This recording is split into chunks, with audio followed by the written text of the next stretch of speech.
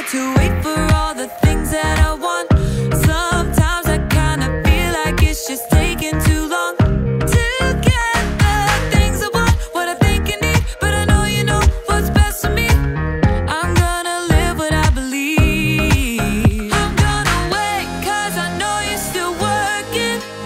I'm gonna have patience, cause it'll be worth it.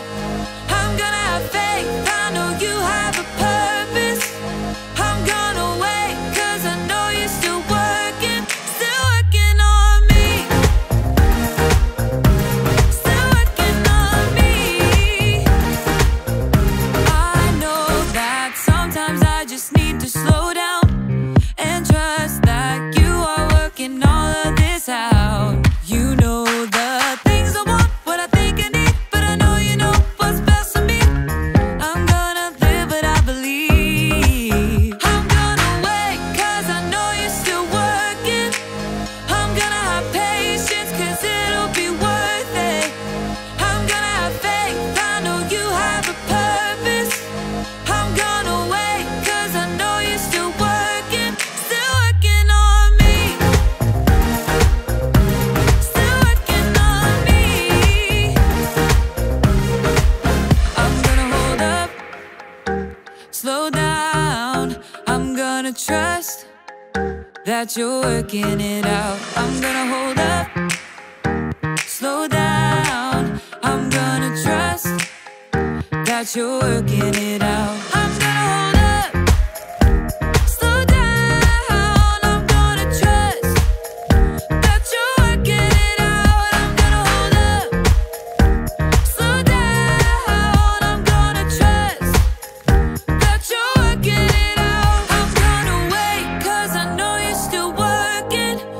I'm gonna have patience, cause it'll be worth it. I'm gonna have faith, I know you have a purpose. I'm gonna wait, cause I know you're still working on me. Still working on me. Still working on me.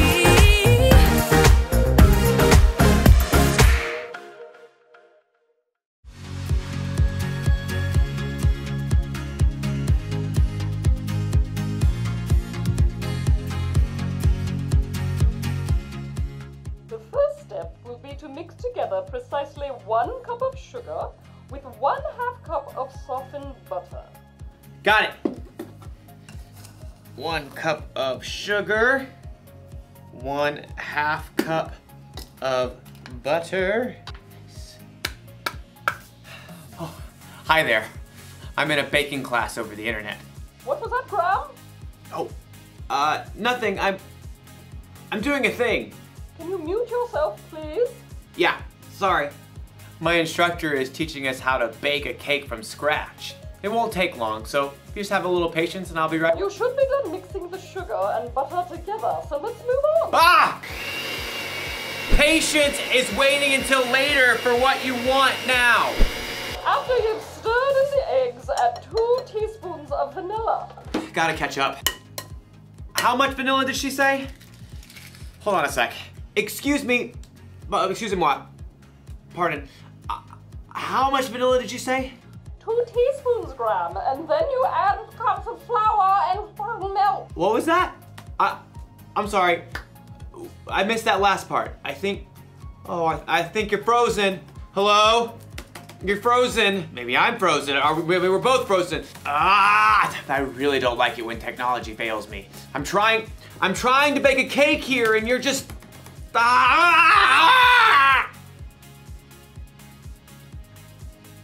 And I have to wait until it unfreezes before I can make my cake.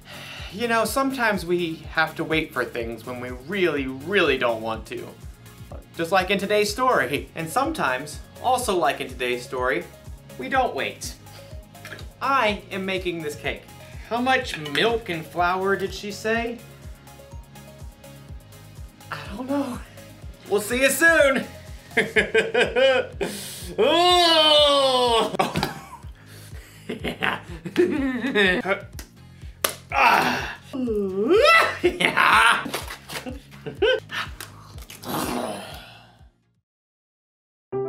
The Bible. It's 66 books of history, stories, letters, and poetry that fit together to form God's one big story. The epic adventure of how He created us and loves us so much that He made a way to rescue us. As we travel through the Bible, from Genesis to Revelation, we discover people who met God and found their lives changed forever. Now, for an amazing story inspired by the book of Genesis, chapter 25, verses 24 through 34. When Abraham's son Isaac grew up, he married a girl named Rebekah. But it didn't seem as though they'd be able to have children. Please, God, give us children. But God answered Isaac's prayers, and Rebekah became pregnant with twins. Isaac, I'm pretty sure they're having a wrestling match in here. Oh, definitely boys. Rebekah asked God about the struggle she could feel. He told her, 2 nations are in your body. One nation will be stronger than the other. The older son will serve the younger one. When it was time for the babies to be born, they came out fighting. Esau was born first. He came out with a strong set of lungs and a head full of red hair. His brother Jacob was born moments later, still holding on to Esau's heel. How on earth did he manage that? The brothers shared the same birthday, but as they grew, that was about the only thing they had in common. Esau loved to roam far out into the wilderness. I would walk 500 miles and I would walk 500 more. Jacob preferred the comforts of home. The sun is so hot. I'll just take a little nap in the tent. Esau loved to hunt wild animals. That is one excellent wildebeest.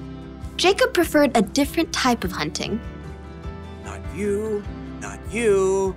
Ha! The perfect ripe honeydew melon. One fine morning, Esau headed out into the wilds in search of adventure and some nice, juicy venison. I'll feast tonight. But Esau went all morning without spotting a single rabbit. Ugh, should have packed a lunch. In the afternoon, he tracked a deer for hours, but he missed his chance as the deer sprang away. Ah! At last, Esau headed for home, defeated. He was tired and irritated and so hungry he could eat an entire woolly mammoth. Must eat food. As Esau neared camp, a delicious smell wafted out to greet him. Food! Jacob had been home all day, resting and plucking his favorite herbs from his garden. A little coriander, some dill. As evening approached, Jacob used his savory herbs to whip up a tasty red lentil stew and a batch of fresh, buttery bread. This will crisp up nicely on the hot stones. By the time Esau had arrived in camp, Jacob's stew was simmered to perfection, and the bread was hot and crusty. Food! Food! Esau lunged for the stew cauldron, ready to grab a bowl, but Jacob blocked his path. Not so fast. Step aside, I'm hungry. Clearly. Just let me have some of that red stew. Certainly. Esau tried to dive for the stew pot again. Just one itty-bitty thing. What? Well, first, give me the rights that belong to you as the oldest son. Esau spent more time listening to his stomach than his brain. So in that moment, his stomach won out. Look, I'm dying of hunger. If I die, those rights are pointless anyway. Now give me that stew. Esau sprang forward once more. Promise to give me your rights. Fine. Fine what? Fine, I promise. Promise what? I promise to give you my rights as the oldest. Cool. Help yourself. Jacob stepped aside as Esau hurled himself at the stew pot. Stew! Esau happily gorged himself on rich stew and fresh bread. But as his stomach filled up, he had time to stop and think again. Esau had just traded the rights of a lifetime for a meal that would only last him a few hours.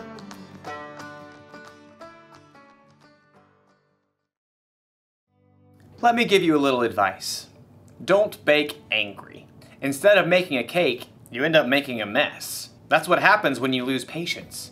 You make choices you normally wouldn't make and it ends up costing you. Losing patience ended up costing Esau his birthright. His brother Jacob ended up being in the family line of Jesus, so who knows what all Esau missed out on by being impatient. When we don't learn to have patience, we get frustrated easier. With ourselves, with others, with technology. There's really nothing good that can come from being impatient. So think about that when you're waiting for your turn on a video game, or when you're waiting to say something while someone else is talking, or when you're waiting for the internet to hurry up and start working again. Having patience is better than losing it. Slow down. Or you could hurt yourself or someone else. Or you could end up covered in cake batter. Here's the one thing to remember today. If you don't wait, it could cost you. If you need help waiting, ask someone you trust to come alongside you and see— Are you there? Oh.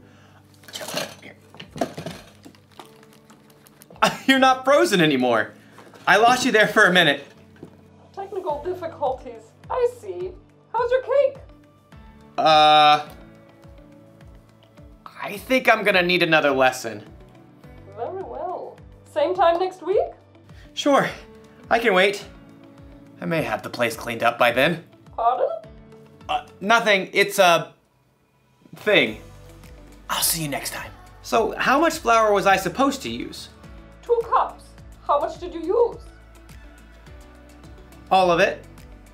Ah, no, that was wrong.